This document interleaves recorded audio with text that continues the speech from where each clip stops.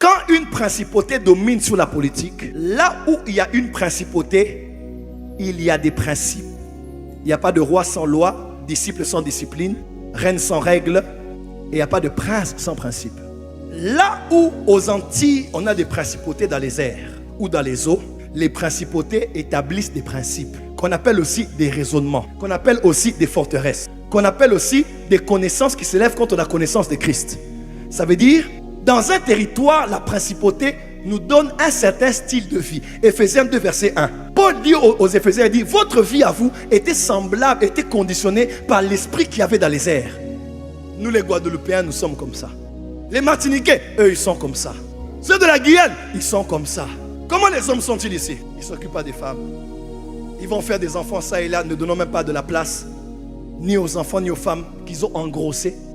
C'est être un criminel. La grossesse, c'est une responsabilité. Ce n'est pas un essai biologique. Et on a des enfants sans père aujourd'hui. Parce que quelqu'un voulait juste jouer à tirer ici et tirer là-bas.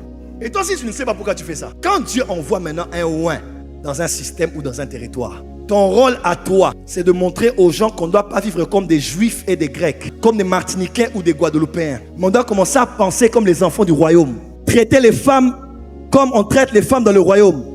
Respecter son mari comme on respecte dans le royaume. Que les femmes disent amen bien ici.